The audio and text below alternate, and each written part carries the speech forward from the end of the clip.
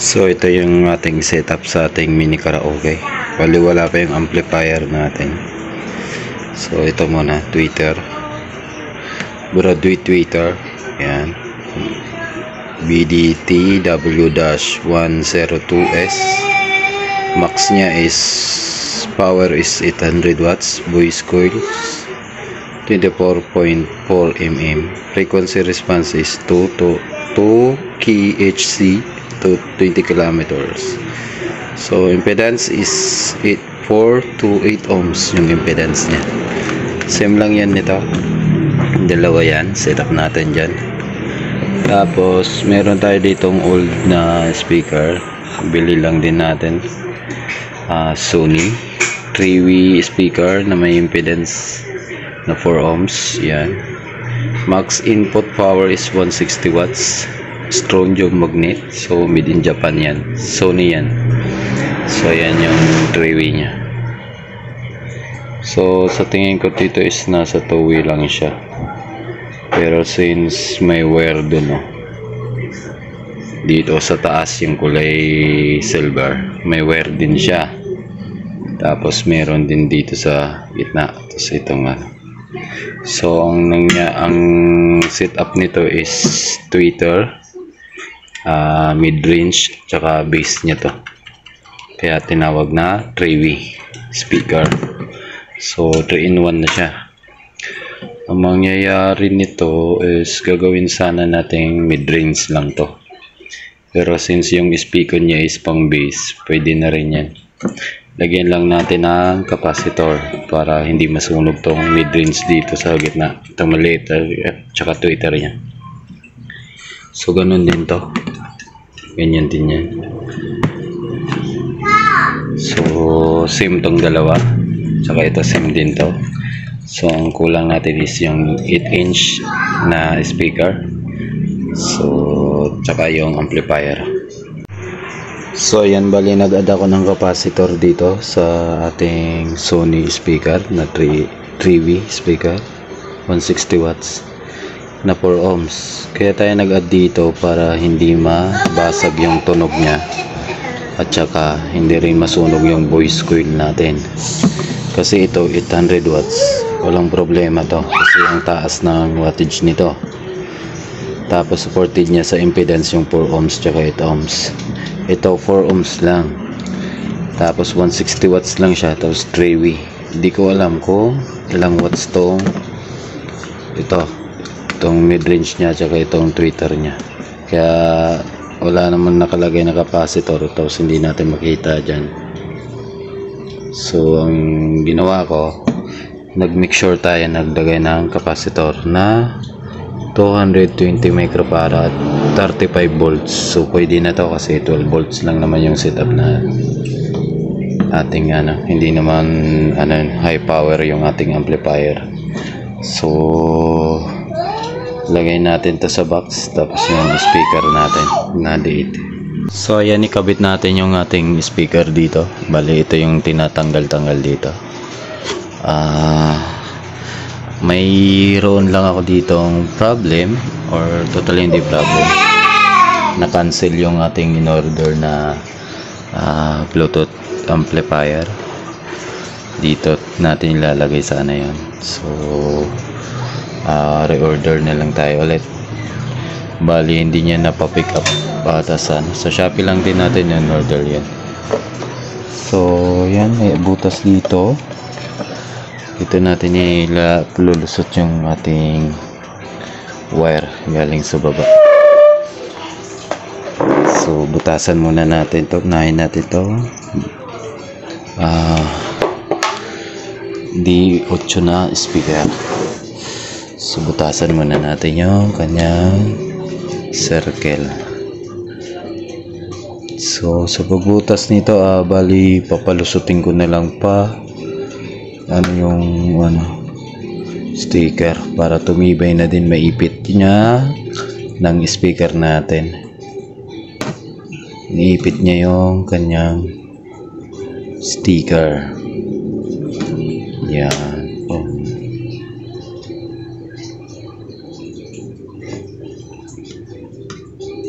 Dapat maipit niya to para hindi umangat, tumibay yung sticker.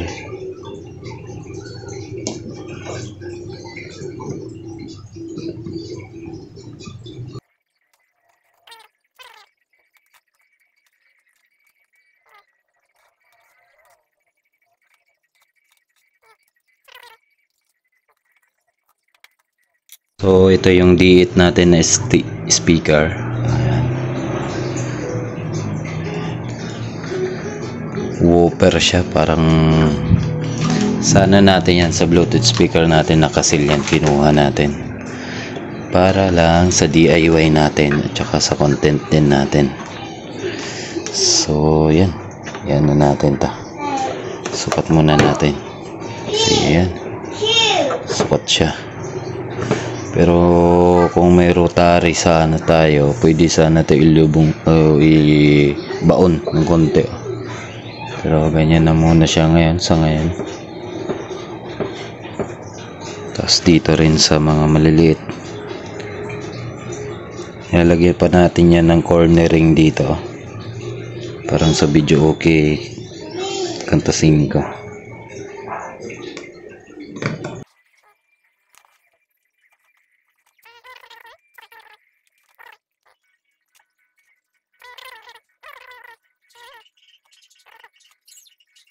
Yung sa ating 5-inch speaker,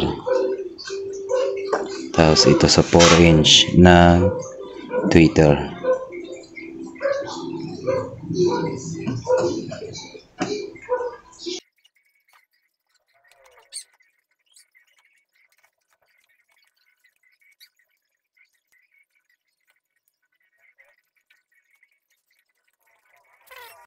So ito yung tweeter natin na 800 watts Broadway.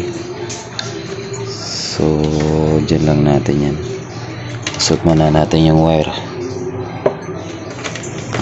Isang kamay lang kasi nakahawak sa cellphone yung ating kabilang kamay. So pag ganyan siya, baliktad kasi andun yung ganyan yung pagkasukat ko dyan. Yan, nasa taas to. So yan, ang color code pala ng wire natin is yung wire kasi ito ng mga plug or cord. So ang color coding nito is ito yung negative, green and yellow, tapos ito positive, tsaka yung brown positive din. So abot kaya ito, abot naman, patas natin. Ay hindi pwede, andito yung design. So suot muna natin yung wire, tapos ito unahin natin dyan. Yan. So ganyan yung itsura nya.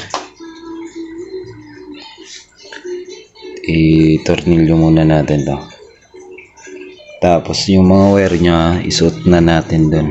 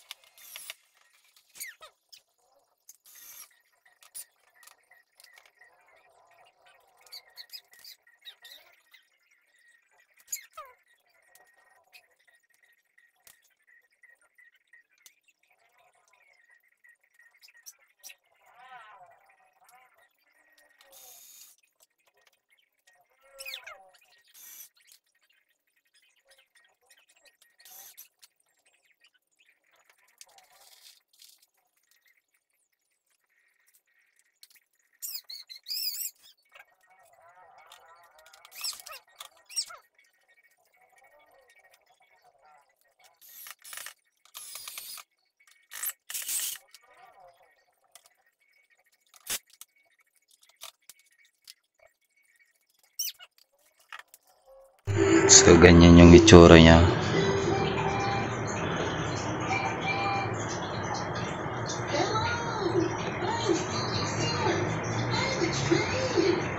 Pagsamahin lang natin yung parallel connection lang yan, silang tatlo. sa kabilang channel, kasi 2 channel yung itatry natin dyan na ano. Pero yung sa amplifier na bibili natin, ano pa natin, tignan natin kasi na-cancel. So mag-try tayo doon sa ating mini amplifier na.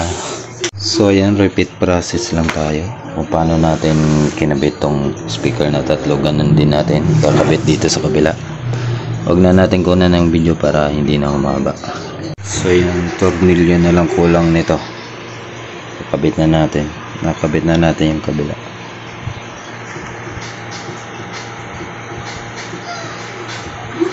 So ayan, tapos na natin siya makabitan ng speaker.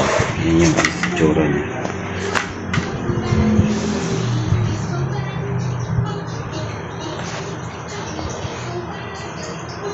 May nabibiling screen para dyan sa DHO. Try natin bilihan yan. Pagnaano natin. Tapos ito yung wiring niya. Pakita ko sa inyo mga kadabs. Share natin to kasi baka marami magtanong. Itong may mga green and yellow, negative side yan ng ating tweeter, mid-range, tsaka yung base. Tapos itong blue tsaka brown, positive side yan. Hiniwalay natin yung butas niya para maka-separate yung positive and negative. Madali ma-recognize. Ganun din dito sa kabila. Yan. Negative side yan, tsaka ito positive side. So ito, as you can see, tatlo yan. Tatlong wire yan. Dito ko na yan ipaparallel sa taas kasi para masubukan ko sila isa-isa. Ang gagawin ko dyan, itetest ko muna yung tweeter, dalawang tweeter, tapos dalawang mid-range, tapos dalawang base. So bawat isa yan may wire yan na dalawa, negative positive, negative positive. So ito na yan, separate na siya. So dyan natin test natin siya kasi may ampli tayo dito na 20 watts lang. So pakita ko sa inyo. So ito yung ating isa sample dyan, Lipay na LP-2020E+, Hi-Fi stereo power supply, digital amplifier, 2 channel siya, output power amplifier. 20 watts lang to kaya hindi niya kaya yan paganahin yung ating ano, pero pang taste lang, pero hindi siya pang long term. Pang taste lang natin dito sa ating speaker na yan, since wala pa yung amplifier natin na in order sa Shopee. Nagkaroon pa ng issue yun, na cancel nung sealer, hindi niya napapick up sa carrier. So yun, test natin yan. Isa-isayin natin pag test. Dalawang tweeter muna, tapos dalawang mid-range, tapos dalawang base. Kaya yung wire dyan, kung mapapansin nyo, hindi natin dinugtong doon sa loob para matest natin. Hindi natin pinararel. Pwede may parallel sana sa terminal ng mga speaker natin doon para hindi na dumami ang wire. Pero yun, kaya maraming wire kasi ang gusto natin is para matest natin isa-isa yung ating tweeter, mid-range, tsaka base. So ito yung ating itatry. So ito, ang ano nito is audio input lang. Ayan, wala siyang Bluetooth. So yan mga kadabs, bali yung kinabit natin dito sa ating amplifier is dalawang speaker muna, yung parehas ano, size 5-inch na mid-range natin. Ito. Tapos yung ground natin, kinabit na natin lahat. Yung tatlong speaker yan. Ito, sa dalawa, tatlo. Yung ground yan, nakakabit na dito sa ating 2-channel amplifier na Lipay. So, yung isa muna. Ito yung sinasabi ko, kaya kailangan ko yung mga wire nya nakaseparate para matest natin doon. Isa-isa. So, unahin natin yung mid-range. So yan, ito yung ating sinusubukan ngayon. Yan, kapain natin dito kung nagbabibrate. Yan yung indication na working siya. Working siya. So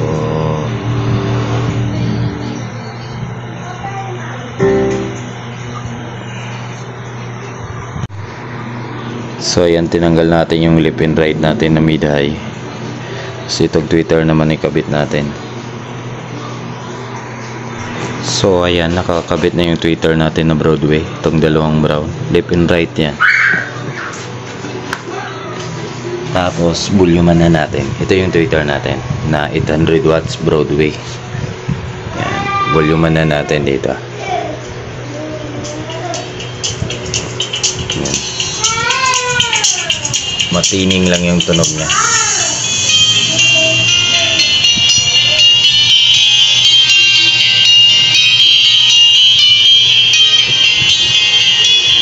Kasama na din ng troubleshoot to.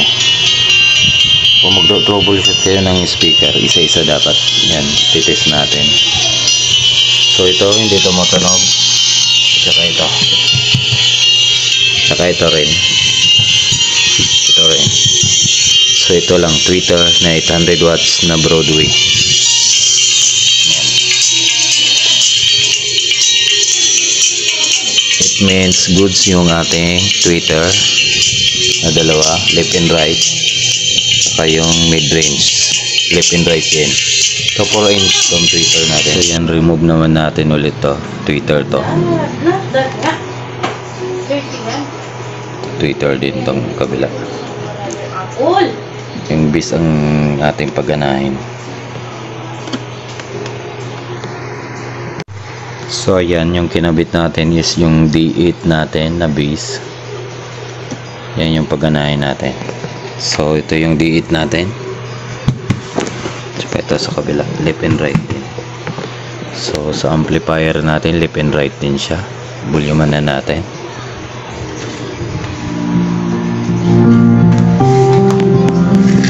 So yan yung tunog niya.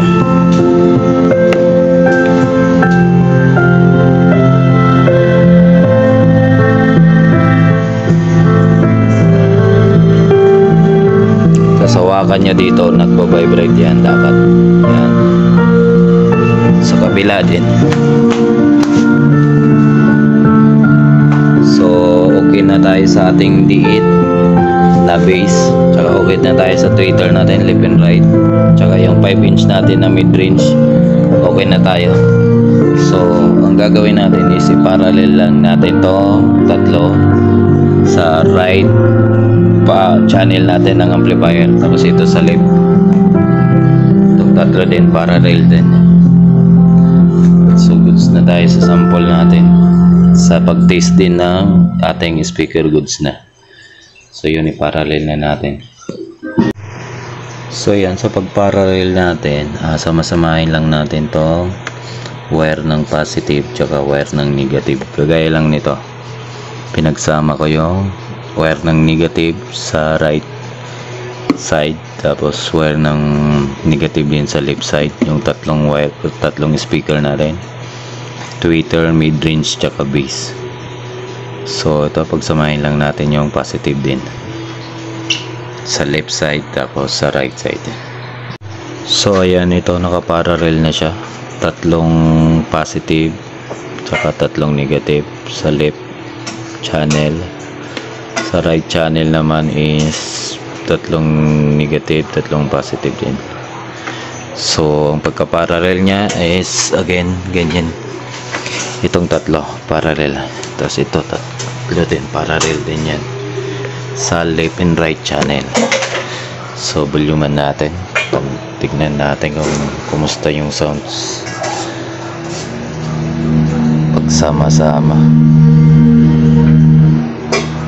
Hanap tayo ng music na no copyright para hindi tayo mag-penalty sa ano.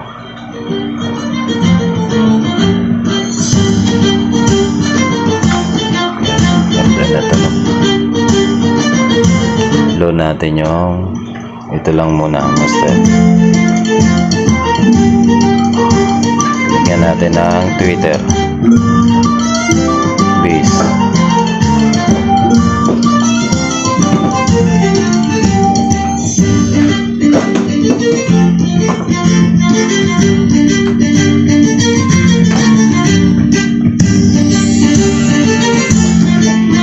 Basta working na lang.